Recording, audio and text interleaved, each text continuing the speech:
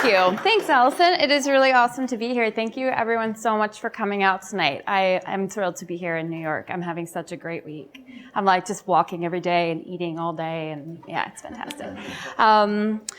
People often ask me, how did I get the title of Wild Sex Biologist? Because it's not like, young children dream about knowing about crazy penises and how animals, get it on in the animal kingdom. And I must admit that I came about it pretty organically. I was at home with the fruits of my own sex life, taking care of my children. I defended my PhD when I was out to here, my second one. I have 4.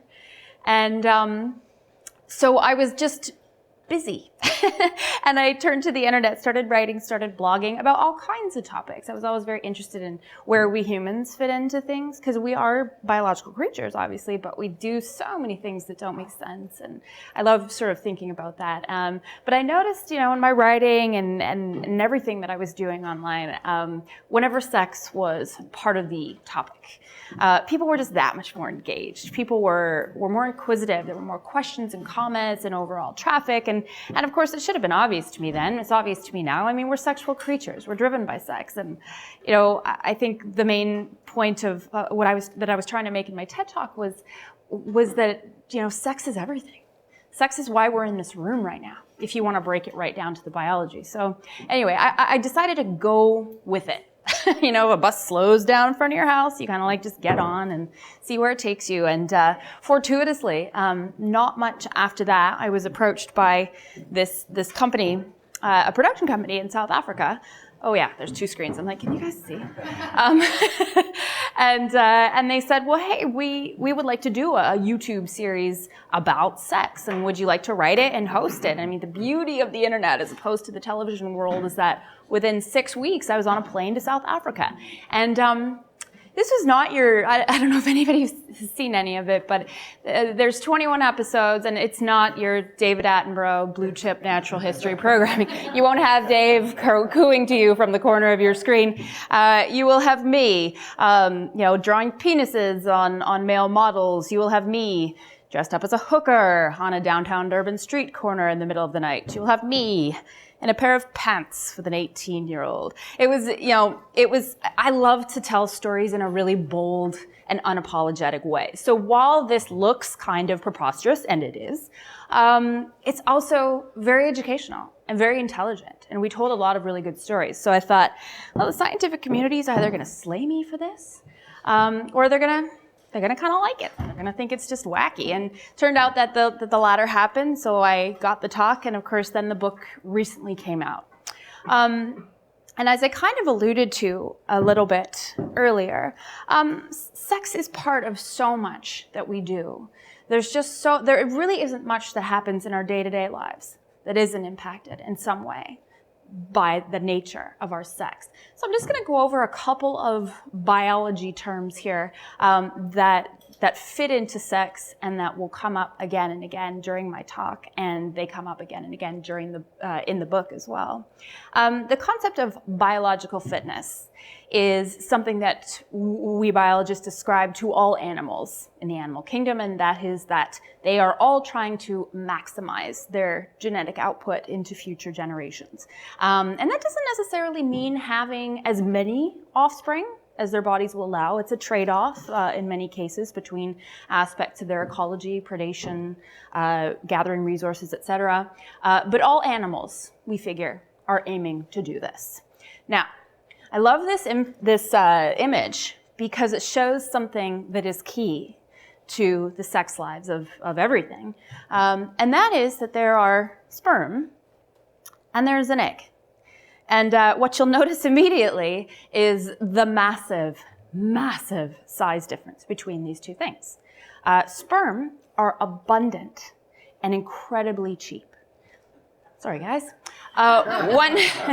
Just putting it in a human context, one guy, I won't single anyone out, sometimes I do, but it gets a little embarrassing. One guy could conceivably, pun very much intended, fertilize every single woman in this room. In the course of, however healthy he is, might take him half the morning, I don't know. Anyway, every ejaculate has about 70 million sperm. Then think about us. I mean, we ovulate once a month, a very expensive egg.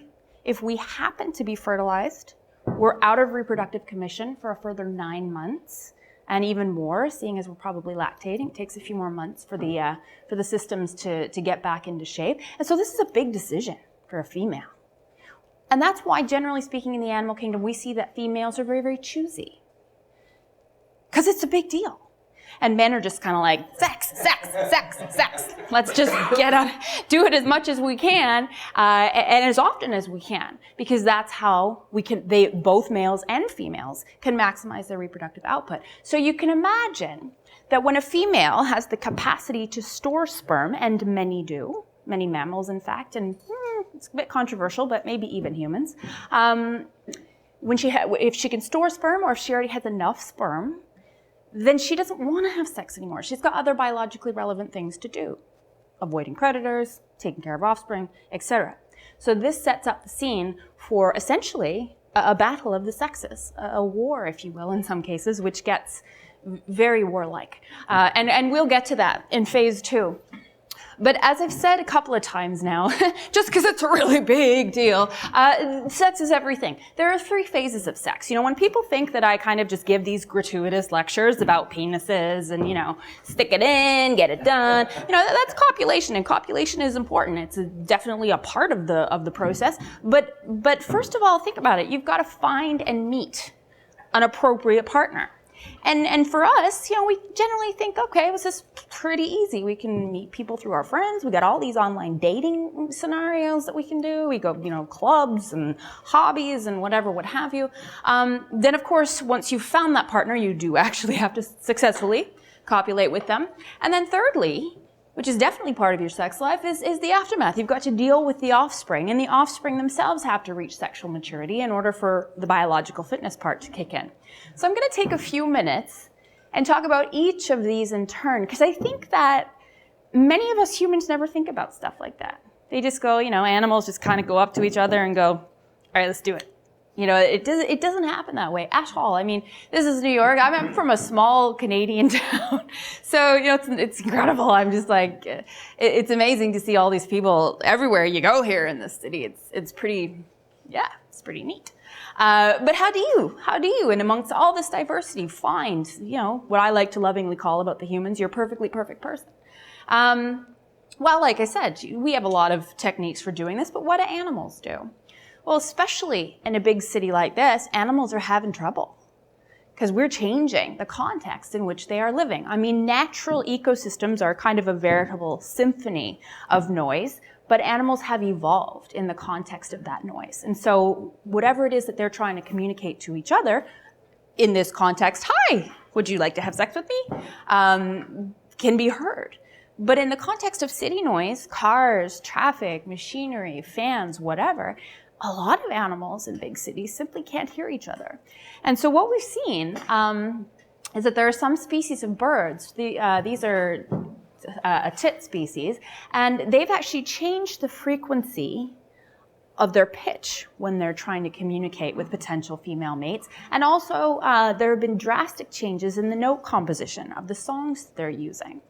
We do observe that many male birds end up unpaired during the breeding season in cities. A more extreme example is this grasshopper here. What we'll see for grasshoppers, they sort of use their hind legs to create these sounds that we hear, much like a cricket does. But ones in cities are having to change the entire way that they form the sounds. So this is something that's very interesting because they're using a totally different mechanism to try to reach out to potential mates. And this could potentially lead to a speciation event. So, okay, noise, got it. That's a problem. What about predators? I mean, hey, we have the luxury of, going out for drinks or like seeing, potentially meeting somebody in a park or whatever without, a lion coming and taking one of us out. But really and truly, for the rest of the animal kingdom, that's not the case.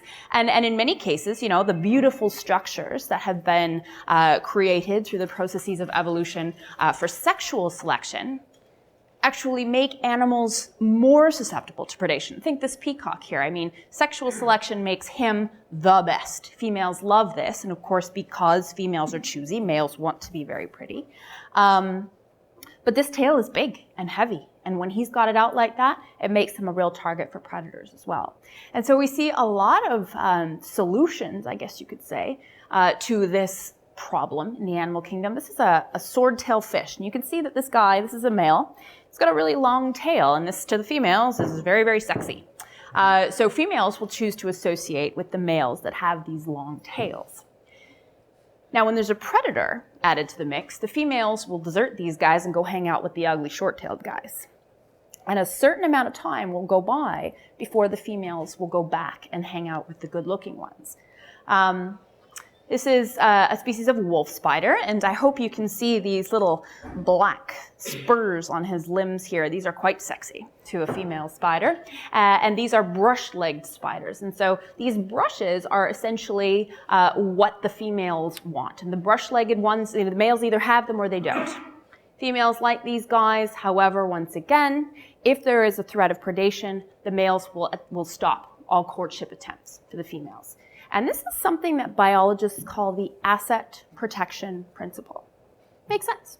If you have a lot of assets or assets that are worth quite a bit, well, maybe you're not going to be as careless about how you behave to protect these assets. And one of the things I love about biology is that there's always an exception to every single rule. So this is a lesser wax moth, and these guys can either be big and beautiful or sort of small and ugly. And the big, beautiful ones, instead of being careful in the face of predation, actually just go for broke. They're the ones that are out there, first and foremost, especially in light of a predation threat. And researchers have called this the live fast, die young strategy, which means if you're great, you might as well go for it now because you never know what's going to come tomorrow. And that's kind of what biologists have to do because there's so much diversity out there in nature. We're going to see A and B to pretty much any scenario that we put out there. Okay, deception. I mean, my husband and I got divorced a few years ago, and I did some online dating, and I learned firsthand a few times that deception happens a lot. And it happens all the time in the animal kingdom as well. This is so cool. Does anybody know what this is? Snakes. It is, right? They're not on a plane, they're in Manitoba. Anybody know where Manitoba is? Yeah, it's a Canadian province. It's kind of in the middle. You don't need to go there. But it's one of the coolest things about Manitoba are these red-sided garter snakes. They have massive populations, and then, of course, the winters in Manitoba are extremely cold, so they all hibernate. This is a snake orgy, by the way. So hibernation season ends. The snakes start to thaw out, and they engage in these massive orgies that are, and I kid you not, a tourist attraction in many small towns in Manitoba. It's kind of cool to watch this happen. I mean, these are tens, hundreds of thousands of snakes all having sex with each other at the same time. So the males that wake up first kind of get the reproductive advantage because they can mate more because there's simply more time for them to do so. So the males that wake up late, ones that slept in, are at a disadvantage. And so it's helpful for them if they can warm up quicker to be able to court and mate with females faster. So what they do is they secrete female hormones. And this has the effect of drawing in males who think that they are courting and mating with a female, when in fact it's actually a male posing as a female in order to get the love warmth that comes with copulation. So a very interesting strategy, but something that can't happen too often in a population, because if it happens too often, then it'll be something that requires another step for other males to figure out how this is going on. So, and a male, of course, there's danger in this. A male can get asphyxiated or be forced to copulate with the other male if the other male doesn't get it, that he's not a female. Now, this is another one that I love this because, you know, when you get a cold or like the flu and you're like throwing up all the time and you're just disgusting, like you're phlegmy and you're plugged up and you feel like hell, first of all. And second of all, like you're not attractive. Like it's just not a super attractive time for anybody. But we humans are lucky because we're continuous breeders. We don't really have a specific breeding season, and we can retreat to the comfort of our bed until such time as we're feeling better and we can become attractive again to possible mates. A lot of animals do not have this choice. They may have a very specific breeding season, or they may have a very short lifespan, and they have to either reproduce or not before they die. And if you haven't reproduced, your survival really doesn't mean much. And in a lot of species, injuries happen all the time. These are tree lizards. I had these cartoons commissioned just to kind of illustrate what's going on in my mind sometimes. Researchers did a lot of experiments looking at these tree lizards that often get in fights, and so they have wounds. And they did all kinds of different experiments looking at how females would invest in eggs if they were injured. Surgically injured. And of course, the obvious is quite true. If a female has an injury that she's trying to heal from, she cannot put energy into reproduction. So again, just something to keep in mind. If a squirrel gets a cold, it's a kind of a bigger deal than if a human does. And in that context, something that a lot of humans don't think about as well is the notion of sexually transmitted disease. Sex and sick happens together in the animal kingdom as well. This is a koala, cute little koala, very popular animal. The Australians, it's like their poster child. Well, like 99% of the population of koalas in Australia has chlamydia. Yeah, like they are so infected with this disease, it's actually become a national problem.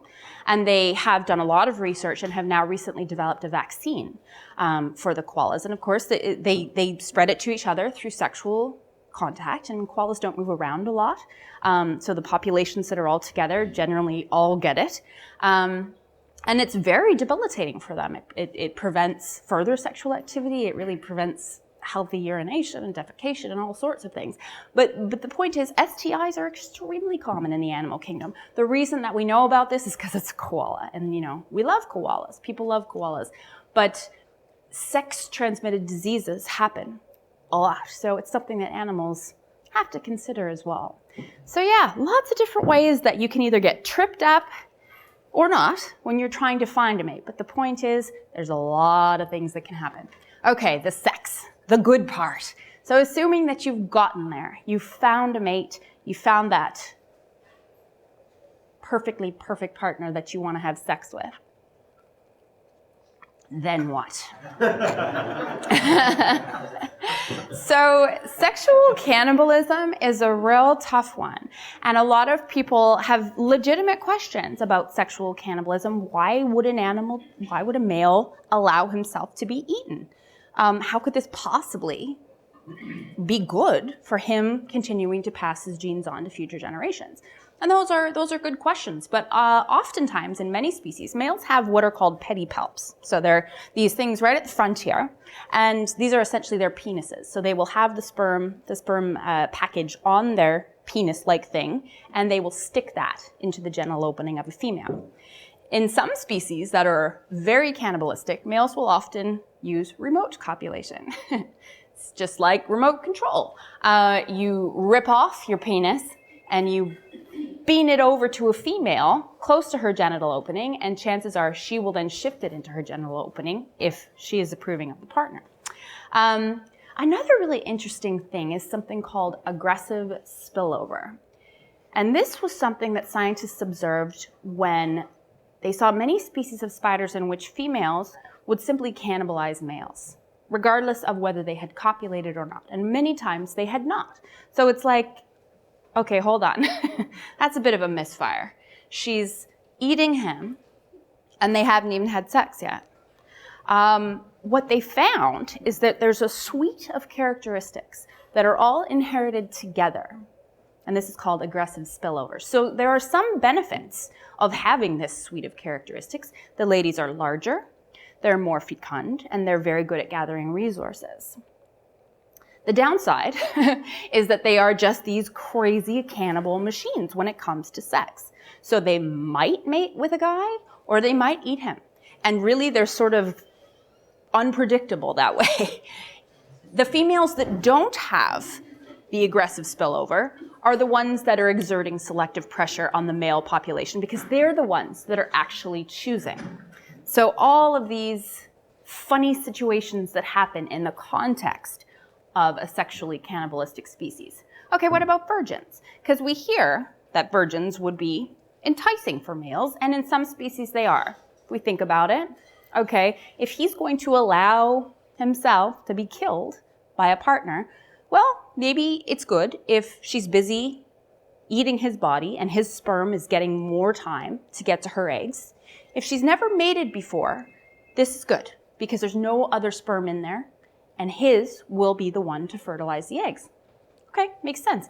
But what about when just the opposite is true, which is always the case in biology, and that's why I love it. There are some species in which females almost always cannibalize their first partner. Their first partner is really nothing more than a light snack. So to be a female's second partner is actually a really good thing because she's cool. And so males will often observe and wait to see the female eat the first partner, and then they will go in and try to copulate with her next. Right? Aren't you happy to be human? Like, it's just remarkably simple to be human. You know, you think, oh yeah, it's not. We are so lucky. Another interesting example of sexual cannibalism. Of course, maybe some of you have seen that video online where the female praying mantis rips the guy's head off and his body is still having sex with her. Well, I have. It's kind of the thing. That's the sort of thing I like to watch. Anyway, so sexual cannibalism happens a lot in praying mantids. But a very interesting thing is happening in New Zealand. This is a New Zealand praying mantid. And this is a South African praying mantid. And the South Africans, about a few years ago, invaded New Zealand. And invasive species are generally successful because they're generalist feeders. They can survive in a wide range of habitats. But in this case, the South African praying mantids are so successful because they are manipulating the New Zealand males by sexual cannibalism. What do I mean by that? The South African females emit chemicals that are almost exactly the same as those emitted by the New Zealanders. So it's as if to say, come on boys, come over here, I'm ready for you, I'm here. So the New Zealand males are attracted to this, they attempt to copulate with the South African females, she then eats him. And so this is an extremely effective way to wipe out a species because the males are simply not getting a chance to copulate. So this is a very real issue in terms of conservation in New Zealand. And of course, Australia and New Zealand are very delicate ecosystems as it is. Many island ecosystems are because of the notion of introduced species. Anybody know what this is? It's a slug, thank you. It's a sea, I'm in love with sea slugs. This is a nudibranch, and they're one of my favorite animals, just because they are colorful and amazing. They're all aquatic. They live in the ocean, and they're voracious predators. But they also have crazy sex lives. And these are hermaphrodites, so that means that they are both male and female at the same time. And this is actually, in hermaphrodites, is where we tend to see sex lives that are the craziest, the most violent, the most horrific. You know, like alien movies have nothing on the invertebrate world.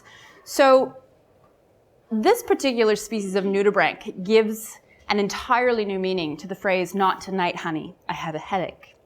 Because males have razor sharp penises, and they are that sharp that they actually, in a sexual encounter, will stab into the female directly into her forehead with 100% precision and accuracy.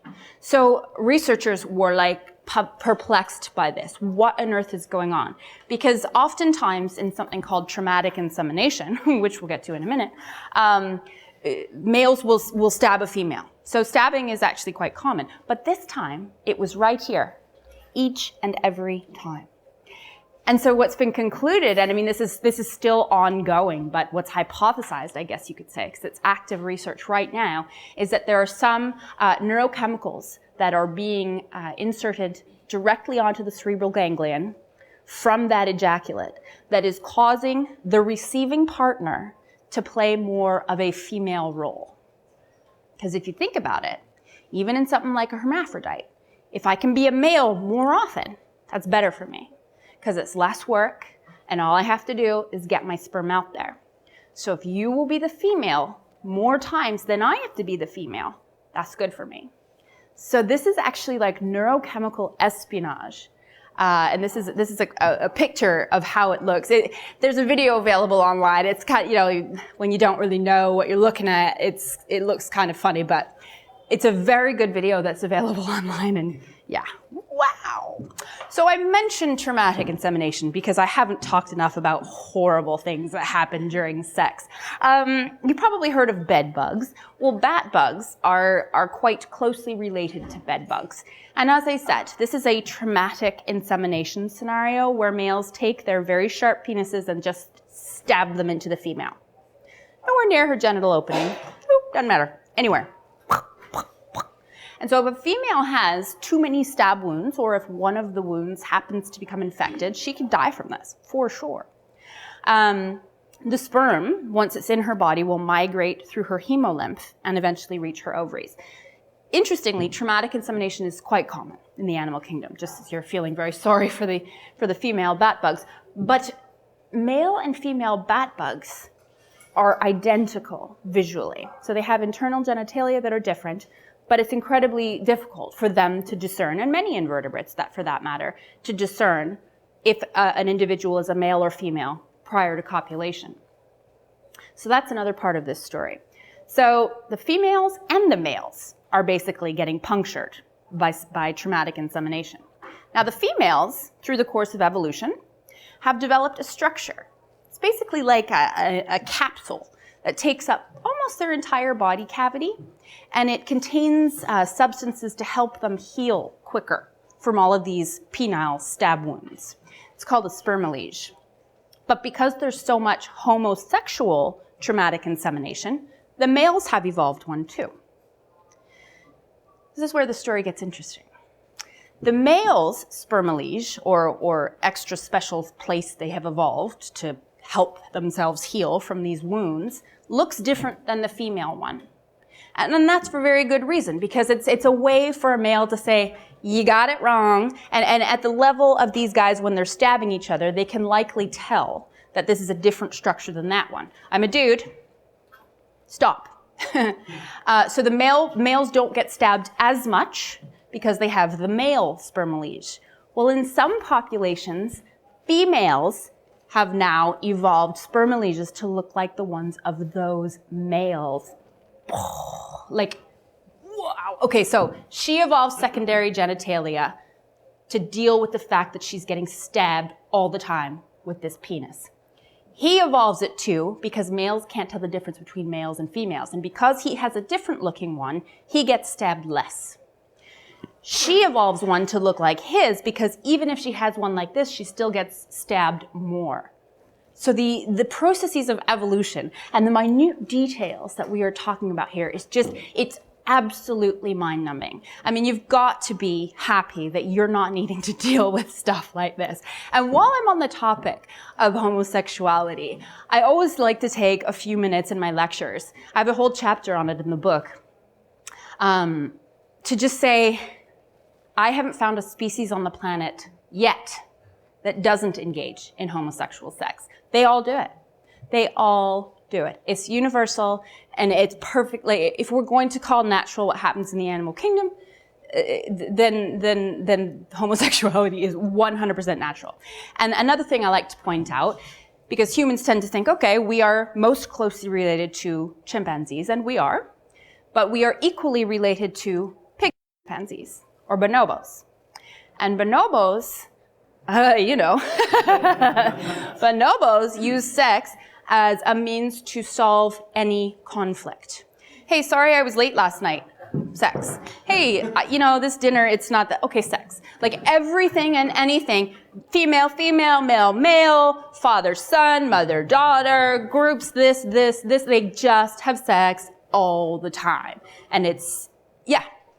So I like to make sure that people know we're equally related to chimps and bonobos. And so it's just some food for thought as far as what we do in our sex lives and what we've considered right and wrong and what we consider appropriate topics for conversation and what we don't.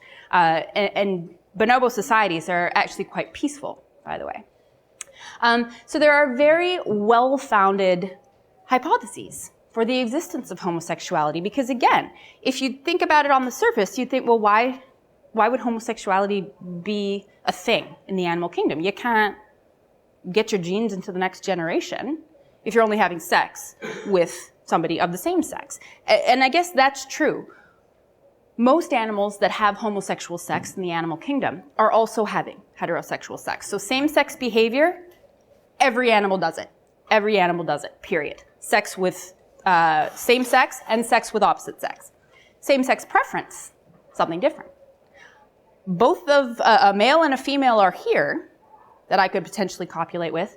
I'm going to go ahead and choose the one of my own sex. That happens a lot, too.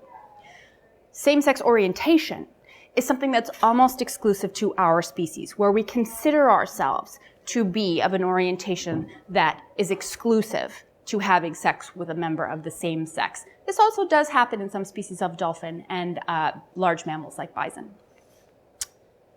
Now, I've given you a lot of bad news so far, so I do like to shake it up and give it a little good news, because the big O, we've all had them, hopefully, and it's something that's great about sex, especially for us, because we know about it and we can talk about it. But all female mammals, for all intents and purposes, have a clitoris, so we can assume that female mammals of all kinds can experience orgasm.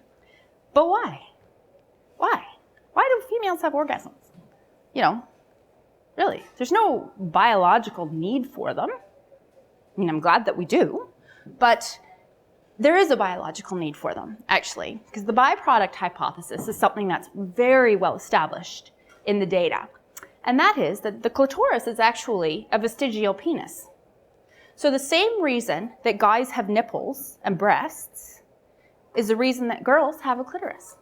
Because guys need the penis, it's a big deal, and girls need breasts to feed our offspring. So they come along for the evolutionary ride in our entire species, albeit in a lesser form. And so that's why females can and do experience orgasm. Interestingly, the kinds of orgasms that males and females have are totally different. You probably already know this for yourself. Male orgasms are entirely tactile. So you touch it the right way, it experiences the right sensation, it will happen. Female orgasms are in the mind and in the comfort level of the female partner or the female that's experiencing it. And this has actually been established not only in our species over and over again, but in a lot of apes, in macaques, in chimps. When females are with a preferred partner, they are more likely to have an orgasm. And scientists can measure this. And I often think, what's it like to be those scientists, Like, think about it. Anyway, female primates, when they're having an orgasm, will have these very characteristic physiological responses, an increase in blood pressure and involuntary muscle contractions, and they'll do this kind of reach back and gaze into the eyes of their partner. I mean, it's in the scientific literature. That's definitely what happens, and that is what we call the mate choice hypothesis, as being the reason for orgasm in females. Okay, so we talked sex. Now let's talk aftermath. The offspring. Yeah. And there's a reason why I selected this picture, and that is the reason our babies are so cute. It's actually a science. It's called paidomorphism, and it's the science of cute. The reason our babies are so cute is so that we don't kill them. That is actually true. Because they are, especially human babies. I don't know, how many of you have them or have had them. They are a lot of work. And then, of course, there's another wonderful lecture that one can go to on all the reasons why that's the case. But the thing is, they're a lot of work. Well, they're a lot of work for many mums and dads in the animal kingdom as well. But one thing that we humans do is we generally try to keep things even between all of our offspring. You know, if we've got 2 or 3, or in my case 4, we try to keep the investment relatively equal. Not so in the animal kingdom, where it's all about biological fitness. And a lot of times research on parenting and parenting investment is done on birds. And that's because birds make these beautiful, perfect little packets of investment that we can very easily measure and change. These things are very complicated. Now, this is a blue-footed booby.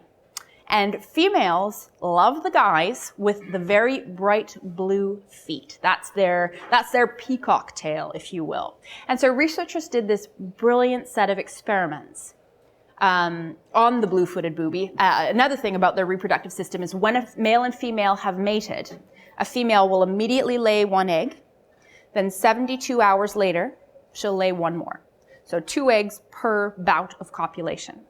So big blue feet, gorgeous guy, copulation, egg number 1 comes along. During that interval, that's 72 hours before the second egg comes along, researchers painted the feet of the guy she was with to a dull gray. So immediately in the mind of that female, and I am saying mind, because there's got to be some kind of a cognitive awareness there, she goes, oh, wait a sec. He wasn't a very good guy after all. I'm not going to invest very much in my second egg at all. So the second egg comes along. It's smaller. It has much less in terms of investment, in terms of sugars and fats and hormones. So these guys are able to actually measure what goes into the egg based on the identity of the father. And females of all bird species can do this in different contexts. It's absolutely mind-blowing how very intricate the processes of investing into eggs.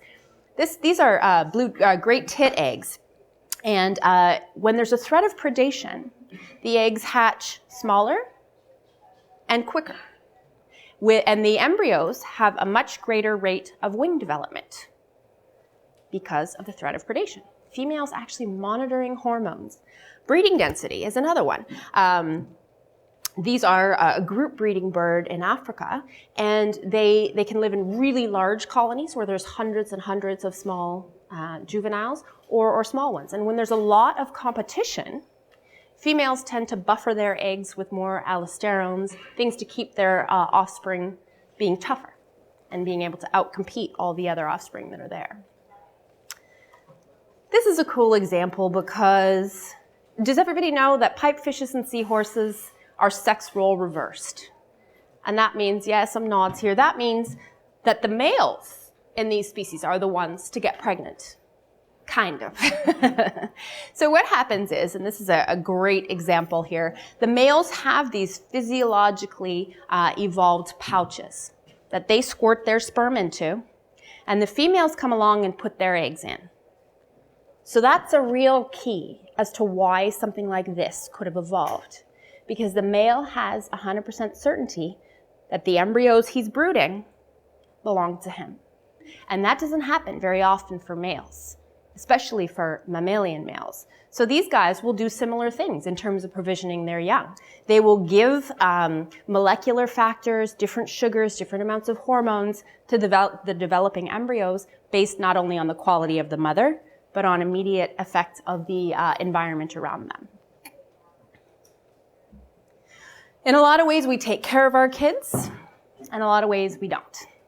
And it's the unfortunate truth in the animal kingdom that infanticide happens all the time. The 3 main reasons why something like this would occur, the first one is called the sexual selection hypothesis. And this is very common in large mammals and in primates where there's one alpha male who has a harem of females. And he impregnates each of them, and those offspring are all his. Now, if something happens to that male, he dies, a dentist from Texas comes and shoots him, or, something. The next male will come along into the harem, take over all those females, and kill all of the offspring that are there.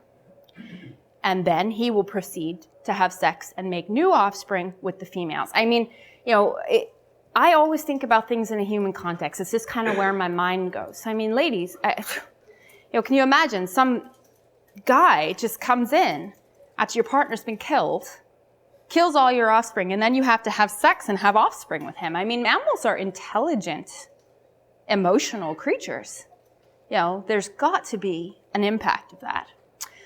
The meerkats. Oh, yeah. Who doesn't love the meerkats? They have their own show. They're so cute. These are all females, and the females are horrible. The females will kill. There's an alpha female. She will kill immediately all of the offspring of any of the subordinate females. No, sister. You're not allowed to have any offspring. It's my country here. The subordinate females will kill each other's attempts at reproduction, as well as those of the alpha female. So when the alpha female is about to give birth, she will usually banish all of the subordinate females away so she can give birth and protect her offspring. Extremely violent, those cute little meerkats. And then lastly, the adoption avoidance hypothesis happens in colonies of seabirds, where simply, sometimes they can't tell. Is this Joey? Is this Billy, or is that Billy? I don't know. So what they'll do, and especially when these are very dense colonies, is they will have their own eggs and offspring and kill all of those around. Okay, we know these are ours, let's just get rid of all the rest. Happens all the time. Especially when mom and dad are both out gathering resources. It's an El Nino year. Mom and dad have to be away from the nest. Oh, guys, this is okay, it's gonna get better after this, I promise. This is the worst example, but it's also the last example. Speaking of mom and dad being away from the nest, this is a Nazca Booby. It's a bird species that's specific to the Galapagos archipelago. And they have a really bizarre set of rituals behaviorally that's never seen, it's been never documented in any other species, but it's documented in all populations of these guys. Mom and dad leave the nest to go get resources for baby. Baby gets a visitor. They call these nav visitors. And they're random adults in the population who haven't found a mating partner or whose brood has been killed or died for some reason. And these adult visitors visit the chicks. And sometimes the visits are quite innocuous. They bring them little rocks to play with, or they preen them. But most often, the visits are violent.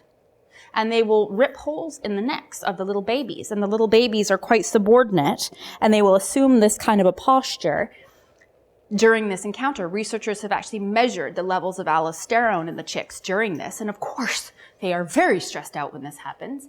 The other thing that can happen, and biologists still don't get it, is that they sexually abuse the chicks. They force themselves. They copulate with the little chicks while mom and dad are out. And it's something that we just haven't got a grasp on yet. We don't know why this happens. But the cycle of violence was termed to describe the situation. You see, we're able to look at the brain processes in these little birds who are being abused. And physiological changes in the brain actually occur in the little birds that have been abused. And these changes result in these birds being abusers themselves when they grow up. Mind-numbingly interesting. Mind-blowingly? Anyway, very interesting that this happens. And really, this area of research is really set to take off because, of course, this has implications for our own species, for mammals, for primates, for a lot of different animals. If you've been abused as a child, there could be certain physiological changes that take place that make you more likely to abuse as an adult. Take my kids. Some days I really want people to take my kids, but there are actually some species of birds that give their eggs away. They put all this investment into the eggs and then they just drop them into nests of birds, other birds, not even birds of the same species. Birds of totally different species. This is the mom. This is the mom feeding the baby chick. These are called nest parasites, and they're very common. And all things considered, in certain contexts, this is a very effective scenario. Cowbirds, which is what this chick is, it's ridiculous, right? But the mama's like, okay, yeah. I mean, the biological fitness that these guys can attain is quite high because they just plop their eggs in nests of hundreds of different species. And so species like this are actually quite well poised in sort of terms of climate change era and other changes in our environment, to do quite well, because there are so many other species that are out there taking care of their babies. Totally different strategy. I like to close off my lectures by talking about sort of the sunset of our reproductive years, because this is an area where humans are, again, almost totally unique. Humans and toothed whales are unique in experiencing reproductive senescence, or menopause. There are two kinds of senescence, or aging: reproductive and actuarial, which is the aging of the body, the breakdown of the bones, the tissues, the sagging, all those things we try very hard to prevent. And in most species, reproductive senescence and actuarial senescence occur at about the same rate. So when you're done reproducing, you're pretty much done living too. In our species, we have made so many advances in medicine and all diet and all sorts of things. Our lives are quite easy physically on us, more so than they used to be. So we have this massive gap in terms of our aging body versus our aging reproductive system. So we lose our ability to reproduce at about, well, females do anyway. Males still can, but not as well. You'll have to read about that in the book. We lose our ability to reproduce about halfway through our lives. Now, how could this kind of a scenario evolve? It's thought that in the Pleistocene era, when humans or human-like creatures were just starting to emerge from the African savannas, a climatic change event happened and completely changed the food supply. So just sort of try and stay with me here and picture it. These little offspring, the little kids that I've just had, could previously grab leaves, grab things, and eat them. And I didn't have to do it for them. But it's thought that some aspect of the climate changed so drastically that instead of just grabbing leaves or things that were easy to get, it instead became a matter of having to dig for tubers and roots and things that were underground, which little children could no longer do. Little hands simply aren't capable. So as a mother, I had a decision to make. I can either feed the ones I have, and in our species, that's a huge investment, so yes, I better do that. Or I can have another one, and chances are we all might die. But if my mom is still around, she could actually help me by taking care of my offspring while I get food for everybody. And actually, that's exactly what happened. This is something that is called, aptly, the grandmother hypothesis. And it could only ever evolve in grandmothers, because think about it. I know which kids came out of my vagina. I know. I was there. And my mother then knows that whatever kids come out of my vagina are her grandchildren. Same can't be said for males, right? It's totally different. Fertilization is internal, and we simply don't know. A father can't even, without a DNA test, even know if those kids are his, although let's hope they are in most cases. So that's why the grandmother hypothesis and grandmothering evolved. And it's been shown in many primate species, a few that actually live long enough to have grandmothers around to help, that it actually really does. Really helps them increase their biological fitness by having grandmother around to help. So you might think, okay, well now in sort of semi-modern ages, we have DNA testing and fairly monogamous societies. And so why couldn't grandfathers have evolved to help? Because they know that these grandchildren nowadays kind of are, definitely their grandchildren, and they have some form of genetic relatedness to them. So researchers did a big meta-analysis of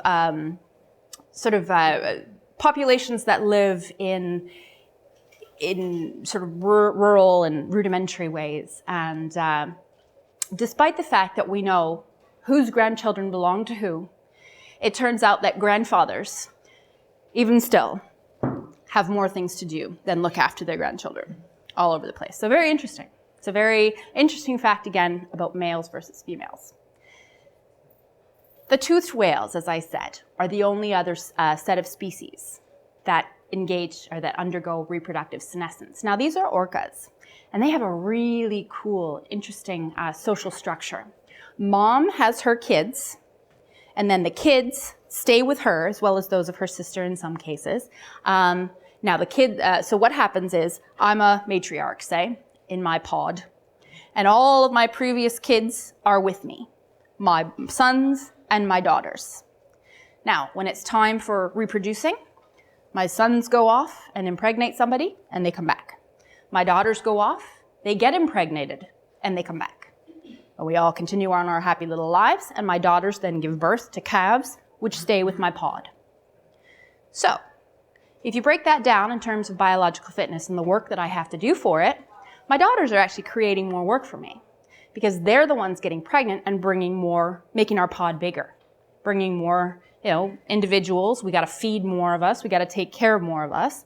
So it's actually better for me that my sons go off, get pregnated, impregnate somebody somewhere else, and come back. I don't have to do anything. And so mama killer whales, the matriarchs, tend to defend their adult sons very viciously and very strongly. And indeed, a recent study found that adult male orcas were 8 times more likely to die in the year after their mother's death than daughters. And that's because they're the biggest mama's boys out there. So,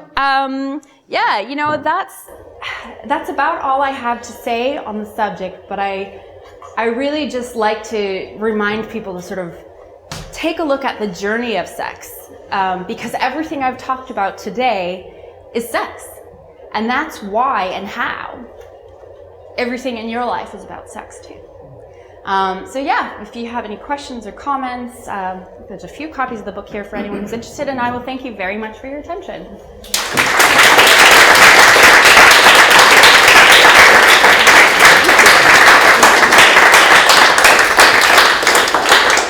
Do we do questions or how? Yeah. We do. Any questions at all from anybody? Yeah.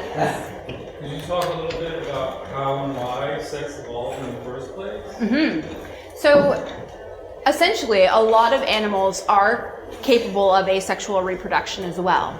But as animals became more complex, it became necessary to increase genetic diversity more and more. So when animals reproduce asexually, they're essentially creating clones. But the ability to mix and jumble your DNA is something that opened up a whole new world as far as the possibilities of what could happen. And so animals couldn't really get as complicated as we are without the ability to jumble up our DNA with mixed partners, because clones and more clones of one animal are very, very susceptible to extinction. Because if there's, a disease or a climatic event or some, the reason why we say survival of the fittest is because usually there's some members of a population whose genetic code enables them to survive somehow over the others. And so they're the ones that sort of pioneer new positions or new populations. But if we're all the same, chances are we will all die. So, yeah. But is there a mechanism? Like, what is the time? How does it evolve in time? You have organisms just kind of splitting it and Yes. Yes. Is there some idea there? It's not totally my area of expertise, but I know that some bacterial biologists are quite involved in looking at how bacteria sort of start to, because animals, we have to think of evolution as not something that's happened already.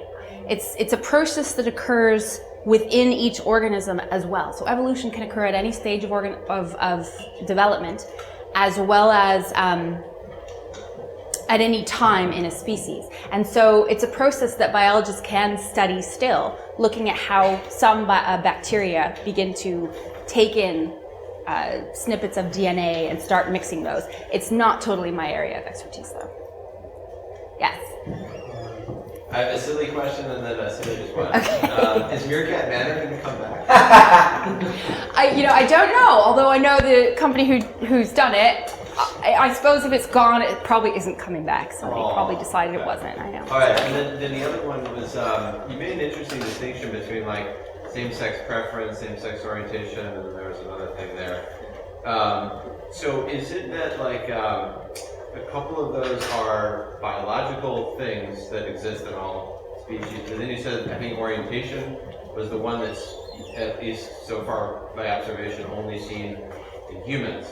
So does that mean that it's like a social thing rather than a biological thing? I guess on some level, sociology is biology, so that's tough to tease out at all levels. But yes, I think so. Same-sex preference, which is something that occurs quite a bit more. I'm thinking of albatrosses. So there are some female albatross couples who have been together for like decades. When they need sperm, they will go off and find sperm and come back and remain with their female partner. So that is absolutely making a social choice to be with their partner. I think that a study that I read on Goldien finches, a bird species, showed that when males were raised in context with other males, so social interaction from a very early stage, they obviously grew up, became sexually mature, and copulated with the males that they were with. But then biologists introduced females to see what they would do, and they had no use for them whatsoever. So there was definitely a social aspect to that as well.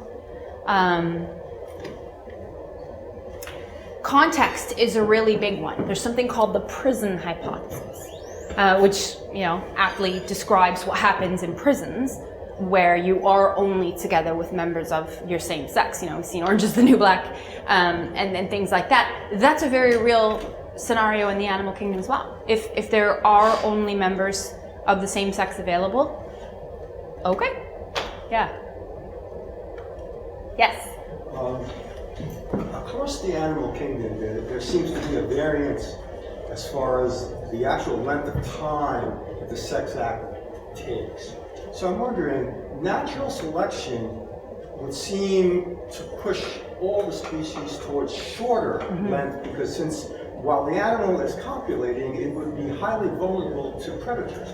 So the question always comes up in my mind, why would the sex act be longer if it doesn't really seem to have, survival value? That's a great question. And I think again of something like hermaphrodites, because we see some of these rituals in hermaphrodites in flatworms and in slugs even. I don't know if anybody's ever seen slugs, just garden slugs. It takes like 7 hours. And not only that, but garden slugs are so intertwined with each other. They get the penises out, they hang the penises down because they are suspended from a tree, and they get, it would be impossible for them not to get eaten by a predator. So that's a good question. I think that the pressure to be successful sexually, especially for something like hermaphrodite that has its own self to battle with as well as its partner, must preclude the risk of predation. You will often see these kinds of things happening at night when maybe a lot of their visual-based predators are not around. And many animals, when they are in active copulation, will seek some kind of protection. Not necessarily privacy, but protection from whoever might be out there looking. But yeah, I guess we have to assume that the priorities of those animals that have very long mating rituals are bigger than the predation risks that they face while doing it. Priorities of what sort? Of being reproductively successful. So it could be that whatever the ritual is, in the case of a certain species, they won't be reproductively successful unless they do it. So they do it. Yes? And have animals, are they producing a kind of elaborated smell to seduce their partners? A smell which is maybe different than simple pheromones? Yes, and that's another good one. There's a certain species of bumblebee that comes to mind right away, where males will collect very elaborate collections of pollen, like a potpourri. They'll make their own perfumes, and of course the pollen gets collected on their hind legs. So their little hind legs are like their gifts of perfume that they are very carefully collecting for their female partners. And of course, the most beautifully scented, whatever that means to a female bombas, will get the girl. But interestingly, males who aren't as apt at creating those potpourris will kill the males who have made them, rip their legs off, and court the female with them. So yeah, definitely lots of different examples of smells. Very, very important. Yes. Yes. Okay, this is kind of an oddly specific one, but we just learned about barnacles yesterday. Oh, right. So we're trying to figure out, so I understand that they telescope, right? And how did they figure out where the female is if they're just blindly sticking their penis out of a shell and looking? Totally. Elaborate, if you can. So barnacles, beach barnacles, many of you have probably walked across them on the beach, little encrusting guys. They're actually an arthropod closely related to crabs. Barnacles, I don't know if there's another little piece of trivia for you, have the largest penis to body size ratio of any animal in the animal kingdom. You've got to watch Wild Sex episode 6 because the South Africans had a penis made. Not kidding. You saw that one I was holding up in the first picture? That was a tapir. The barnacle was 15 meters long. And it's really a fun little watch. Anyway, the reason it is so long is because the male is encased, literally, in his own home. He's got to reach that penis out and try to find a female. Pheromonal cues is the biggest one, and a lot of it is this telescoping. Because this is such a long and flexible member, they're able to use it that way, but chemical signals are definitely part of that as well. Yeah. Good to know. Yeah. Yeah. Are there any examples of other mammals that exhibit the characteristics of foreplay the way that humans do? There's a lot of things that I would consider foreplay. Many of them in the animal kingdom look like songs, dances, postures, movements, smells. So what we consider foreplay in terms of touching, kissing, absolutely, especially in animals that are very closely related to us, especially in a lot of primates. Lots of cuddling. Kissing is interesting though. There's not a ton of examples of mouth-to-mouth kissing. And not a ton of examples either of missionary position, even in other primates, which is interesting. So there is almost that disconnect too between but we're the only humans, right? What we consider to be romance versus what other animals might. But lots of foreplay, absolutely. Anybody else? Yes. Well, there's one. By the way, I just started reading the book, but it's very good. It's very Oh, fantastic! Thank you. It's something new in every page. Yeah. I haven't read the whole thing yet. Something I've always had trouble understanding. So this is a legitimate question. I don't know.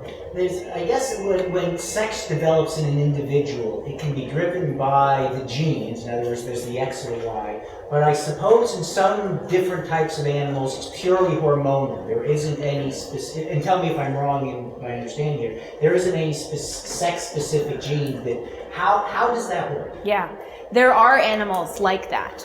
We see that a lot in the invertebrate world. It's common in the invertebrate world, so I'm thinking things like certain species of snails, limpets, slugs, that all start off life as a female. There's one sort of, it's a species of a slug called Crepidula, and they stack onto each other. So you'll see stacks of many of them. So the stacks actually become quite high, and these are of course underwater. When they're at the bottom of the stack, they're female. But by the time they make their way up to the top of the stack, they're male. Yes, so hormones and phases of development are definitely, which are stimulated by hormones, are the reason for the change of sex in those individuals. So there are cases where it's not a fixed thing in early development and it can change through. Yeah. Cool. Well, anybody else? Can I ask you a question? Yes, of course. So would you comment on monogamy? So we hear a lot of examples, majority of them cases where monogamy is not an option. I'm really glad you asked that. Monogamy. Oh yeah. I have a whole lecture that I give on monogamy. Monogamy we used to say that some animals were monogamous, and so humans got this idea of like penguin families or these, certain animals that were good family examples. And then genetic testing happened. And we were able to actually discern whose kids belonged to who. And what we learned is that yes, some animals seek the same social partner year after year for a lot of social activities, but almost all of them, and I mean like 95% are not sexually monogamous. So even in birds, where mom and dad are at home looking after the offspring, dad flies off, just going to Bill's, and that's fine. He goes out and sexes somebody else. Mom's at home. Well, guess who? If somebody comes and visits mom. So it happens all the time. Where we do see monogamy is where there is a real equal investment between mom and dad having to look after those eggs. You have to sit on it because I have to get food. Otherwise we die. I will get the food and come back and sit on it while you get more food because otherwise we die. That's where you see monogamy. You don't see monogamy in mammals ever. Internal fertilization, dads don't know who they belong to. They have sex with you and take off. So humans, we have this little thing that I like to call the perfectly perfect person hypothesis. I think I mentioned it once before. We don't make sense. We shouldn't be monogamous on paper, and as a biologist I say that wholeheartedly. But as a human, I will say that I don't want my husband having sex with anybody else because of our big emotional brains. We don't make sense. That's the short answer. Awesome. Well, thank you so much.